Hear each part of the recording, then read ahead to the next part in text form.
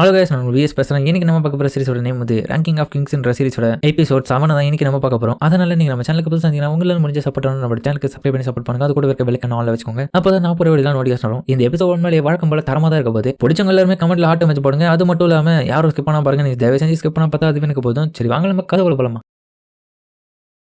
இப்போ டைடாவை வலுக்கட்டாயமா அதை குடிக்க வச்சு மொத்தமா காலி பண்ண மிராஞ்சோ கிட்ட காமிக்கவும் அவளும் அவ்வளவுதான். இப்போ உயிர் தெழுத்துக்கான நேரம். நீங்க அதுக்கான ஒரு உடம்பா மட்டும்தான் எங்களுக்கு தேவைப்படுறீங்க டைடா. இப்போ அதுக்கான மந்திரத்தை சொல்ல போறேன் அப்படின்னு அவங்களும் அந்த மந்திரம் சொல்ல அடுத்த நிமிஷமே இவங்களா உஷாராவே அவனோட பாடியும் பத்தினா பயங்கரமா ரியாக்ட் ஆகுது. அதனால கொஞ்ச நேரத்துல அவனும் தட்டுமாற இருந்தாலும் அது இப்படியே சாந்தமாயிடறான். இவனுங்கெல்லாம் ஒரு பக்கம் பயந்து இருக்க அவன் அமைதியான உடனே இவனுங்கெல்லாம் கொஞ்சம் பயம் இல்லாம இருக்கானுங்க. என்ன காரணம்ன்றது பின்னாடி தெரியும் உங்களுக்கு. அதுக்கப்புறம் அண்டர் வேர்ல்டுல நம்ம டெஸ்பாவோட வீட்டுக்கு இவனுக்கு 2 பேரும் வந்திருக்கானுங்க. நம்ம கேட்டியும் ஹலோ என் பேரு கேஜி இவன் பேரு போஜி. அப்படியா நைஸ் டு மீட் யூ பசங்களா, எதுக்காக வந்திருக்கீங்க? அதுவா நீங்க இந்த இடத்துல சாதாரண ஆளு கூட பலசாலி ஆக்கிடுவாங்களுமே அந்த மாதிரி எங்களை போஜி அந்த மாதிரி மாத்தி நீங்க நல்லா இருக்கும். என்ன இது இதுக்கு முன்னாடி எந்த விதமான தகவலும் நீங்க கொடுக்காம இப்போ திடீர்னு வந்து இந்த மாதிரி கேக்குறீங்க.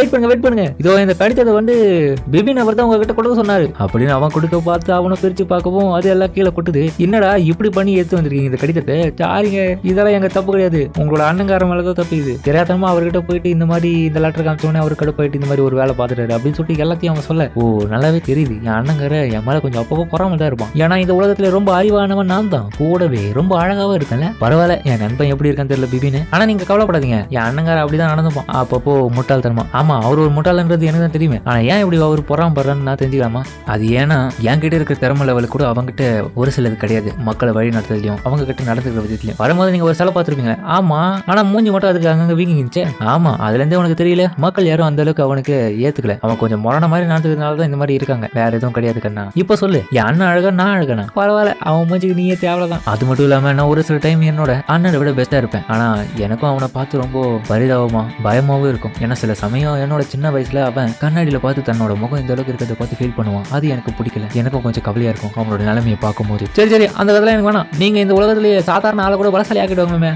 அந்த மாதிரி ப்ளீஸ் தயவு செஞ்சு என்னோட போஜி அந்த மாதிரி மாத்துறீங்க. சரிப்பா மாத்ததெல்லாம் பிரச்சனை கிடையாது. நான் மாத்தணும்னு நினைக்கிற ஒவ்வொரு ஆளுங்கிட்டயுமே ஒரு விஷயத்த நம்ம இருக்கணும்னு ஆசைப்படுறேன். என்னது? அதுதான் எந்த சூழ்நிலையும் எல்லா பிரச்சனையும் தாங்கி நிற்கிற ஒரு தைரியம். அந்த தைரியத்தை வச்சு இருக்கும் போது தன்னை சுத்தி இருக்கிற யார் அவங்கள பயமுறுத்தினாலோ என்ன சொன்னாலுமே சரி அதையெல்லாம் தாண்டி நிக்கிற அந்த தைரியத்தினால மட்டும் தான் அவங்க தனித்துவமா தெரிவாங்க. அவங்களுக்கான சக்தியும் அப்படி இருந்துதான் கிடைக்குது. இதனால அவனும் முன்னேறி போகும்போது மக்களும் அவனை பின்தொடர்ந்து வருவாங்க. அதுக்கப்புறம் அவன் ஒரு தலைவனாவே ஏத்து அவனுக்காக ஒரு கிண்டத்தையே உருவாக்கிடுவாங்க. அதனால அவங்க பலசாலி ஆகிறதுக்கான ஒரு விஷயத்த மட்டும் தான் நான் அவங்களுக்கு சொல்லிக் கொடுப்பேனே தவிர பலசாலி ஆகிறதுன்றது அவங்களோட கையில தான் இருக்கு. அப்புறம் போஜுக்கு அதை பண்ணுங்களேன். சரி அப்பனா எனக்கு உதவி பண்ண வேண்டிய நிலைமை இருக்கும், பண்ணுவீங்களா? கண்டிப்பா பண்றோம். அப்பனா அப்படின்னு சொல்லிட்டு அவன் கையை நீட்டு என்ன துட்டு வேணுமா?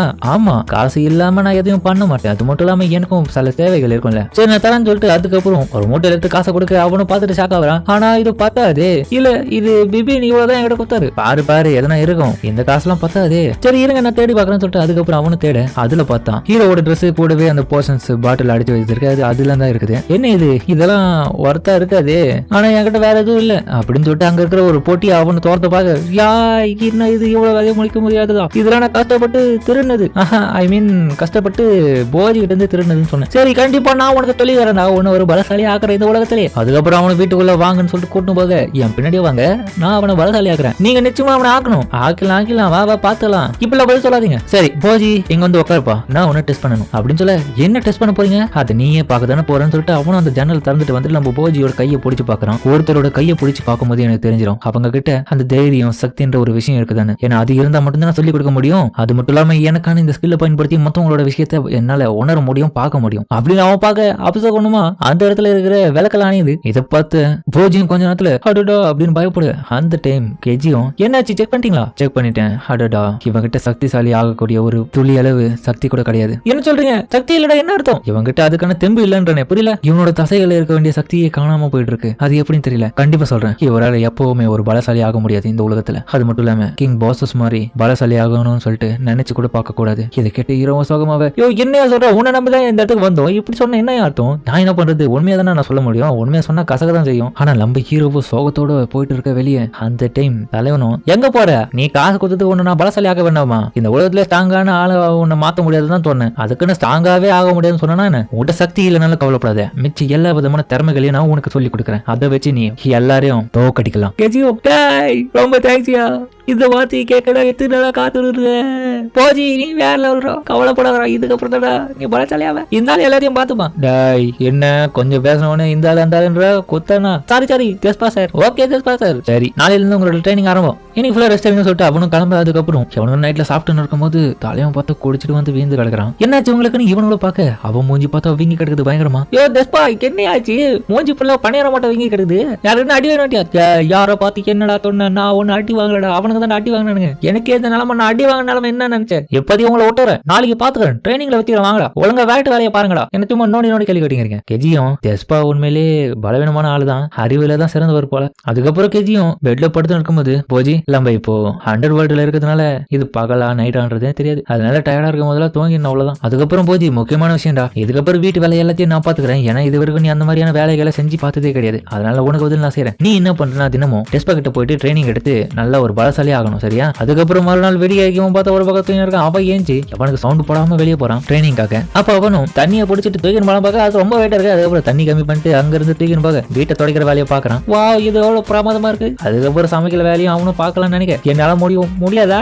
அதுக்கப்புறம் அவனும் எல்லாத்தையும் போட்டு ஒரு குழப்பி எடுக்கிறான் சாப்பாடு. அவனுக்கு உண்மையிலே ரொம்ப டேஸ்டா இருக்கு. பட் இந்த வாசனையை மோந்து பார்த்துட்டு ரெண்டு பேரும் என்ன ஏதோ கப் அடிக்கிறது அப்படின்னு சொல்லிட்டு கண்மூர்த்தி வந்து பாக்குறானுங்க. என்ன இது போஜி சமைச்சிருக்கான். இல்ல போஜி நமக்கு பிரேக்ஃபாஸ்ட் செய்யறான்னு நினைக்கிறேன். ஆமா நான் உங்களுக்கு சமைச்சிட்டு இருக்கேன், வாங்க உட்காருன்னு சொல்லிட்டு அவன் உட்கார வச்சு இவனுக்கு சாப்பாடு போட. அது பார்த்தா ஜிகினா மாதிரி மின்னுது. இருடா இது கேரட் பார்க்க கருங்கல் மாதிரி சிப்பாகுது, முட்டையை அப்படியே ஓடுறான் அப்படின்னு சொல்லிட்டு இவனுக்கு ரெண்டு பேரும் பார்க்க இவனுக்கு சாப்பிடவே இல்லை. நம்ம ஹீரோ சாப்பிட்டுட்டு பிரமாதமா இருக்குன்னு சொல்ல பிறகுதான் இவனுங்க பரவாயில்ல நல்லா தான் இருக்கும் போல, அவனே சாப்பிடறான் தெரியுமா, நம்ம சாப்பிடலாம்னு சொல்லிட்டு இவனுக்கு சாப்பிட வாயில வைக்க முடியாம கடறாங்க. டெஸ்பாக்கு இது பார்த்துட்டு என்ன இது இந்த மாதிரி இருக்க சாப்பாடு, இது எப்படி அவன் அவ்வளவு ரசிச்சு சாப்பிடறான். அப்பதான் டெஸ்பாக்கு ஒரு விஷயம் புரிய வருது. டைட்டன்ஸ் அதாவது அவங்களுக்கு இன்னொரு பேரு ஜெயின்ஸ். அவங்க மலைகளை விட ரொம்ப பெரிய அளவுல உயர்ந்தவங்களா இருப்பாங்க. அவங்களோட பசிக்கு ஈடு இணையா எதையுமே கொடுக்க முடியாது, எல்லாத்தையுமே அவங்க சாப்பிடுவாங்க. அவங்களோட பசியை மட்டும் எதாலையும் அடக்க முடியாது, அதனாலேயே அவங்களோட ஜீரண சக்தி ரொம்ப அதிகமாவே இருக்கும் அப்படின்னு சொல்லிட்டு அவர் ரிசர்ச் புக்கு அதுக்கப்புறம் படிச்சு பார்த்துட்டு கெஜி என் கூட ஒரு நிமிஷம் என் கூட ஒன்று சொல்லணும். நம்மளோட போஜி ஒரு ஜெயின்ட்ன்ற விஷயம் உனக்கு தெரியுமா? எனக்கு எதுவும் தெரியாது. அதாவது இது வரைக்கும் நான் பார்த்த ஜெயின்ட்ஸ் எல்லாமே ரொம்ப பெருசா இருப்பாங்க, பட் நான் அந்த குளத்துல இவன் இருக்கிறதுனால இவன் மட்டும் எப்படி எவ்வளவு சின்னதா இருக்கான்னு தெரியல. அது மட்டும் இல்லாம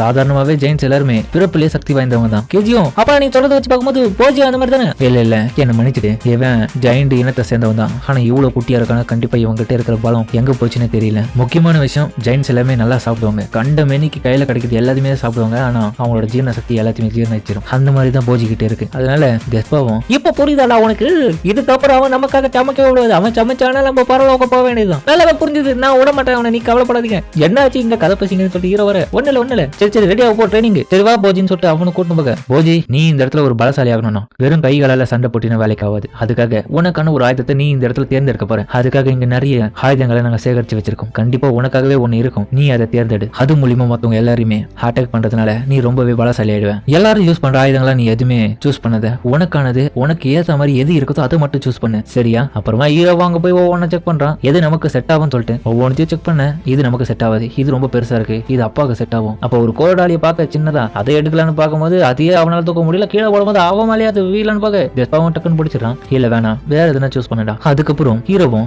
அது சூப்பரா இருக்குல்ல அப்படின்னு சொல்லிட்டு கை காமிக்க. நினைச்சேன் போஜி உண்மையிலேயே உனக்கு ஏத்த ஆயுதத்தை தான் நீ தேர்ந்தெடுத்திருக்க, கண்டிப்பா கவலைப்படாத, அதை வச்சு நீ இதுக்கப்புறம் உலகத்திலேயே சக்தி வாய்ந்த ஆளா மாறிடுறான், எல்லாரையும் நீ ஈஸியா தோக்கடிக்கலாம், அதனால கவலைப்படாத, இதுக்கப்புறம் தான் உன்னோட ட்ரைனிங் ஆரம்பிக்கும். அதுக்கப்புறம் ஒவ்வொரு நாள் ட்ரைனிங் போக கெஜியும் அங்க இருக்கிற வீட்டில தொடச்சுன்னு இருக்கும்போது போஜி டெஸ்பா கொடுக்குற ட்ரைனிங்ல தினமும் கடினமும் போறான்னு இருக்கான். எப்படி வர போறானோ சரி ட்ரைனிங் முடிஞ்சிட்டு இருக்கும் போலான்னு சொல்லிட்டு அவனும் ஹீரோவை தூக்கின்னு போறதுக்கு ஒரு கட்டையால செஞ்ச வண்டி எடுத்துன்னு வந்திருக்கான் ஹீரோவை கூட்டின்னு போறதுக்காக. கெஜி ரொம்ப நன்றிடா அப்படின்னு சொல்ல போஜியும் பார்த்தா டயர்டோட வந்து ஒவ்வொரு முறையும் பட்டுக்கிறான். இவன் தான் கூட்டின்னு போயிட்டு அவனை படுக்க வைக்க. போஜி டெஸ்பா கொடுக்குற ட்ரைனிங் மூலியமா ஒவ்வொரு நாளும் டயர்ட் ஆயிட்டு இந்த மாதிரி தூங்குறான், சாப்பிடுறான், ட்ரைனிங் பண்றான், தூங்குறான். இதுதான் ரொட்டீனா போயின்னு இருக்கு. ஒரு நாள் கெஜியும் சரி டெஸ்பா அவனோட ட்ரைனிங் எல்லாம் எப்படி போயின்னு இருக்கு, ரகசியமா கொடுத்துங்க, எனக்கு கூட எதுவுமே காட்ட மாட்டீங்க. இல்ல கெஜி கண்டிப்பா நீ கவலைப்படாத, அவன் சக்திசாலி ஆவான், உனக்கு என்ன எமான நம்பிக்கை இல்லையா? இல்ல அப்படிலாம் இல்ல. அப்ப நீ கவலைப்படாத, சாப்பாடு இன்னைக்கு சூப்பரா இருந்துச்சு, போயிட்டு வரட்டா அப்படின்னு சொல்லிட்டு அவனு போகும்போது கவலைப்படாத கெஜி, கண்டிப்பா அவன் இந்த உலகத்திலேயே ரொம்ப பவர்ஃபுல்லான ஆளாதான் வெளியே வருவான், நான் அந்த மாதிரி அவனை மாத்துறேன் அப்படின்னு சொல்லிட்டு அவனு போக. அதுக்கப்புறம் கெஜியும் ஹீரோவை போய் பெட்ல பார்த்து அவனுக்கு போர்வையை போத்தி விடலாம் போது அவனோட கையில பாக்குறான்.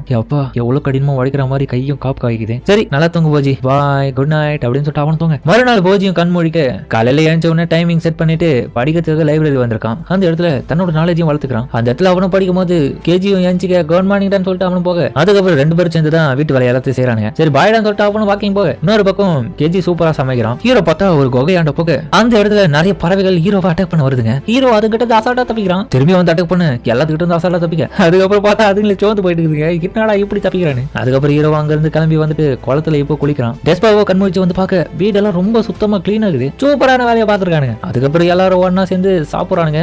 இன்னைக்கு சூப்பரா இருக்குற சாப்பாடு அப்படின்னு அவனுங்களும் சாப்பிட்டு அப்படியே சிரிச்சுன்னு இருக்க ஹாப்பியா போகுது இவனுக்கு 3 பேரோட வாழ்க்கை இந்த இடத்துல. அதுக்கப்புறம் வாழ்க்கை போல டெஸ்பாவும் வாழ ட்ரைனிங் போவான்னு சொல்லிட்டு அவன் கொண்டு போக நல்லா பண்ணடான்னு சொல்லிட்டு இவன் ஆறுதல் சொல்ல. அதுக்கப்புறம் இவனுக்கு ட்ரைனிங் பண்ணி இருக்கும்போது வெளியே தலைவன் பெருக்கின்னு இருக்கான். ஏதோ ஒரு பயங்கரமான வெடி விபத்து சவுண்ட் கேட்டுட்டு என்னடா பண்ணீங்க ஏதோ வெடிச்ச சவுண்ட் கேக்குது என்னடா ஆச்சு உனக்கு என்ன பிரச்சனை இல்ல ஏதோ வெடி விபத்து நடந்த மாதிரி சவுண்ட் கேட்டுச்சு இங்கதான் வந்துச்சு என்ன ஆச்சு ஒண்ணு இல்ல போஜி தான் ட்ரைனிங் பண்ணிக்கிறான் இங்க இருந்து போ பார்க்கலாம்.